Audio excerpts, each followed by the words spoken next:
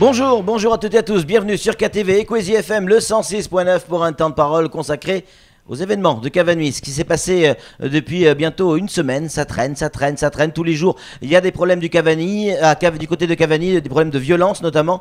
Et ce week-end, en tout début de week-end, ça a dégénéré, notamment du côté du rond-point de Cavani à vendredi aux alentours de midi. Ça s'est poursuivi vendredi soir, samedi soir et même hier dimanche. On a avec nous Grand Coach, un habitant de Manzarsois qui en a assez. Grand Coach, bonjour.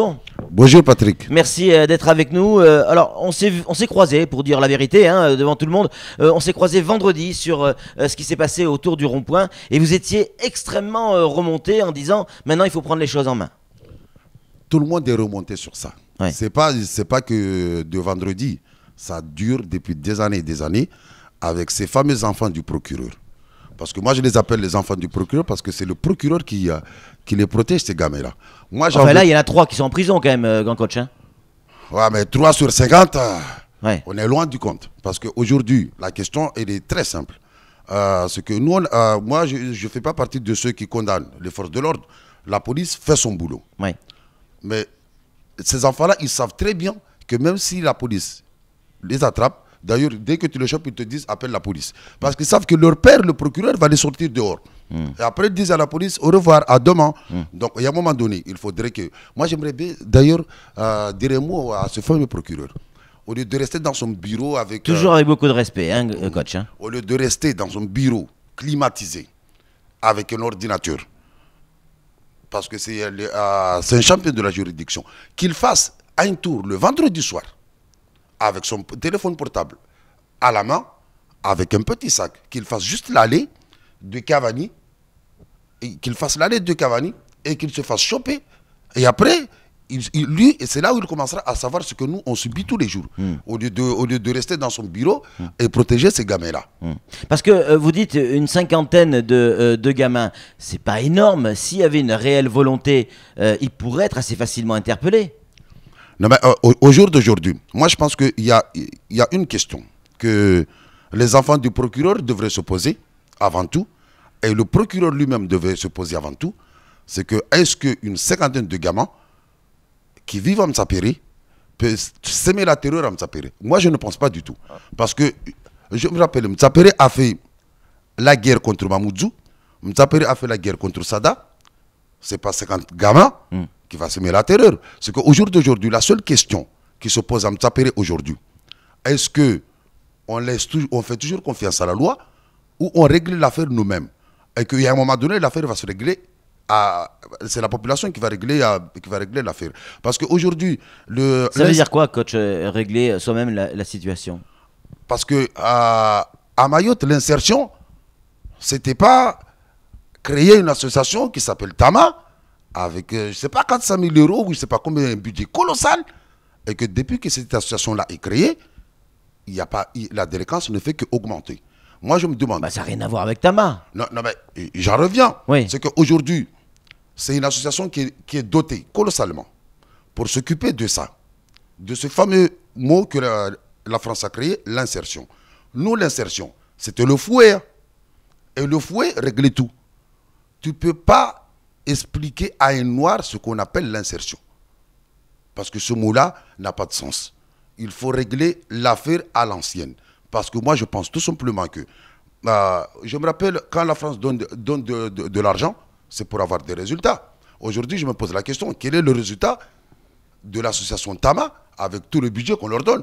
Le résultat, il est où? On ne se pose jamais la question. Quel est le résultat? Et aujourd'hui, il y a un autre phénomène qui est venu à Mayotte, c'est que tu cherches un boulot, tu n'arrives pas à trouver un boulot, tu te dis, je vais créer une association qui va lutter contre la délinquance. Je vais avoir un budget colossal. Tu as un boulot. Donc aujourd'hui, ce mot insertion ne marche pas à Mayotte. Alors qu'est-ce que vous préconisez? Vous dites travailler à l'ancienne, on va pas revenir au coup de fouet, à la savate et... Si c'est ce que le procureur attend, ça arrivera. Parce que déjà, ils ont franchi une ligne rouge. Mais pourquoi vous attaquez au procureur? Le procureur, il ne fait qu'appliquer les lois. Ceux qui proposent les lois sont les parlementaires. Le procureur et les juges ne font qu'appliquer les lois, ce qu'il y a dans le petit livre rouge. Non, mais aujourd'hui, quand on parle de la loi, la loi, elle est très simple. C'est qu'il y a un moment donné, il faut réviser la loi. Parce que tu ne peux pas embarquer une femme ou une femme et son mari parce qu'ils sont en situation irrégulière et laisser les enfants derrière. Parce que ces fameux enfants de Mabawa là, parce que moi je les appelle aussi les enfants de Mabawa, parce que c'est des gamins accidentés. La maman ne pouvait pas payer le loyer, elle sort dehors, elle tombe sur un homme, elle tombe enceinte, au lieu d'avorter, elle se dit, ben, chaque enfant qui vient au monde, Dieu lui donne, Dieu va l'élever. Il fonctionne comme ça. Mais aujourd'hui, comment, Patrick, tu peux régler un problème si toi-même, tu ne veux pas accepter que tu as un chat? C'est ça le problème. C'est qu'ils ne veulent même pas accepter ce qu'ils sont. Accepte d'abord ce que tu es avant de vouloir changer. Mais aujourd'hui, eux-mêmes, ils n'acceptent pas ce qu'ils sont. Donc aujourd'hui, je suis désolé, mais le problème qu'il y a à Mtapéraï, là, on voit même dans l'international, le terrorisme. Patrick, quand un terroriste ne franchit pas la ligne rouge, tout le monde fait de la prévention. Mais quand un terroriste franchit la ligne rouge, là, il n'y a plus de prévention. Non, mais là, on ne peut pas comparer de la délinquance de gamins avec des actes de terrorisme. On n'est pas du tout dans la même sphère. Coach, non, mais j'en reviens. Ouais. C'est que le week-end dernier, ils ont tabassé Salim Abdallah Omad. C'est vrai. À Cavani. À Cavani. Un ancien militaire tabassé. Est-ce que ces gamins-là, ils ne se sont pas posé la question? Est-ce qu'ils n'ont pas franchi cette fameuse ligne rouge? Ou ils sont tellement inconscients qu'ils ne se demandent pas est-ce qu'ils ont franchi la ligne rouge ou pas? C'est pour ça que je dis, il y a un moment donné, c'est Mtsapéré qui va régler le problème. Mais régler le problème comment, coach? Le régler à l'ancienne. Samuel Bocher, le rédacteur en chef de France Matin Matin, a une question à vous poser. Je suis habitant de Cavani. Je connais bien aussi le quartier, comme vous. Enfin, on sait où ça se passe, on sait où ils habitent, on sait qui ils sont, on sait où ils mettent le produit de leur vol, on sait à qui ils vendent le produit de leur vol, on sait aussi qu'ils font vivre leurs parents avec le vol et les agressions. Et pourtant, tout ce que l'on sait, ça n'avance pas et ça ne change pas. Il y a un problème au niveau des autorités ou au niveau des habitants qui ne disent pas les bonnes informations aux autorités? Moi, je pense qu'il y a un problème au niveau des autorités. Parce que il faut juste poser la question autrement. Est-ce qu'il y a plus de voleurs dans Cavani ou il y a plus de receleurs dans Cavani? Parce que moi, je pense qu'il y a plus de receleurs que de voleurs. Il n'y a pas longtemps, ma cousine s'est fait cambrioler à côté du Crédit Agricole. Toute sa boîte à bijoux d'une valeur de 20 000 euros, voire plus, disparu. On a fait l'enquête. On a retrouvé les receleurs. Qui ont? Moi-même, je me suis débrouillé pour faire mes enquêtes et retrouver qui ont fait des trucs parce que moi, j'avais déjà une idée. Et du coup, quand on a trouvé les receleurs, la loi a fait quoi? Elle a retrouvé une partie de ces bijoux que la fameuse receleuse a vendue. Elle a acheté pour 90 euros. Elle les a vendus pour 500 euros. On a retrouvé une partie des bijoux, mais une partie jamais retrouvée. On a retrouvé un ordinateur, l'autre n'est jamais retrouvé. Mais les receleurs sont toujours là. La loi n'a pas...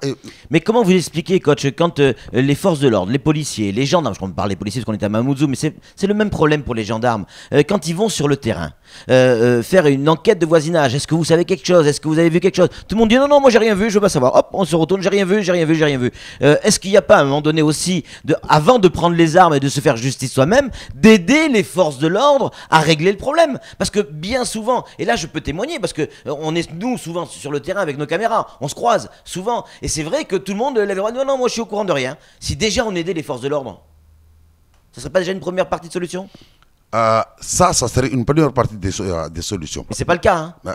Non, mais je te dis un truc, Patrick. Quand tu arrives à la Somako, de Bobab, là, c'est là le carrefour de tout ce qui se passe. Tous les problèmes, c'est au rond-point de Somako. Mais ces gamins-là, quand ils font leur coup, ils font quoi?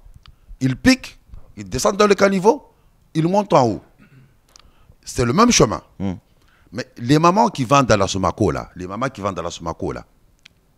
c'est toutes leurs mamans. Mais le souci, c'est que ce sont elles, les premières qui voient. Et s'il y a deux gens qui devraient collaborer en premier, ce sont ces gens-là qui vendent là. Mais eux, comme d'habitude, ils ne savent rien. Parce que c'est leurs enfants. Aujourd'hui, comment tu peux expliquer qu'un gamin qui a cambriolé, tu sais très bien que ton gamin a cambriolé et que les gens arrivent chez toi pour récupérer leur matériel, c'est toi-même la maman qui commence à créer la zizanie. Il nous reste 3 minutes, coach. Comment vous voyez la situation évoluer du côté de Cavani? Est-ce que vous êtes inquiet? Moi, je ne suis pas inquiet du tout parce que je sais une chose. C'est que Mtsapéré, c'est Mtsapéré. C'est pour ça que je ne suis pas inquiet. Donc, si... Ça veut dire quoi? Que vous allez faire justice vous-même? Moi, je sais... Clairement? Non, moi, je sais juste une chose, que la population de Mtsapéré ne va pas demeurer comme ça pendant très longtemps. Parce que là, il y a un moment, ça bouillonne, mais à un moment donné, la population de Mtsapéré va régler ça. Puisque le procureur ne veut pas le régler parce que ce sont ses enfants. Au lieu de régler ce problème-là, l'État s'occupe plutôt à donner des sous à l'association Tama pour faire de la diplomatie, qui ne marche pas, mais qui ne fait qu'augmenter la délinquance. Et à un moment donné, Mtsapéré va régler le problème elle-même. Vous êtes dur avec Tama parce qu'ils font quand même du boulot. Sam, une question pour conclure. Il y a un point sur lequel on n'a pas abordé, c'est les commerçants. Certains commerçants, pas tous, attention, qui vendent de l'alcool aux mineurs. Encore une fois, ce week-end, en circulant, moi j'ai vu des gamins de 10-12 ans acheter de l'alcool pour les donner, pour donner les briques de Gandia, c'était du vin Gandia et des bières, à des gamins qui devaient avoir 15-16 ans. Il y a aussi, c'est interdit. C'est interdit. Pourquoi est-ce qu'on tolère ça?